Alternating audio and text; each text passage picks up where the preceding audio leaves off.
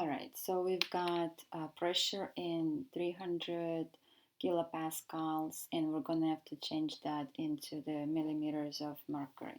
So the formula that we're going to use is pressure as in force divided by area. So this is the kind of pressure we're talking about. Is density of fluid times the gravitational constant times head of fluid, which is pH. So this right here that we're looking for is pH, or the head of fluid. So we're going to need to solve for the head of fluid. So if we rearrange the equation, we get the pressure, which is force to area, divided by the density, and then divided by the gravitational constant. Okay, so our pH is going to be 300 kilopascals divided by the 13,600 kilograms per meter cube, and then divided by also 9.8 meter per second squared. So we cannot be expressing kilopascals the way we're expressing, because otherwise we're not going to be able to solve this problem.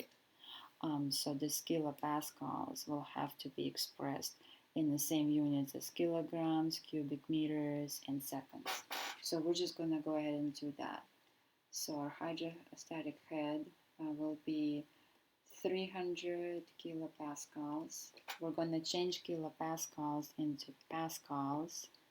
So 1 kilopascal is 1,000 pascals.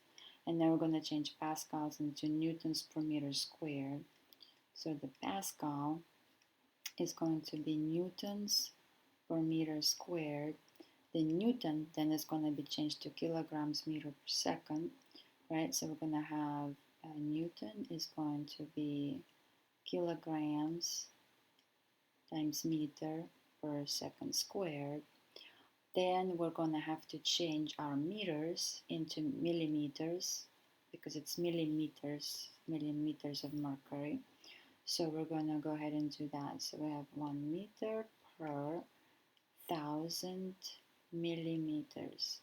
Okay, so now we converted our pressure units to the units we want to be in. Now we're going to divide that by 13,600 kilograms per meter cube, and then we're going to divide that by 9.8 meter per second squared. So this is our long expression. Now I'm going to have to go ahead and cancel the units. So we got kilopascals, kilopascals, pascals, pascals, newtons, newtons, second square. We've got kilograms and kilograms. We've got meter. Let's see, we got meter squared, and then meter to the third. Then we got meter, and then we're going to cancel the whole meter.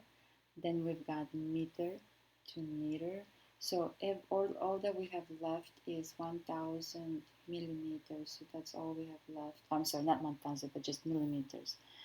Now we're going to have to do the calculation.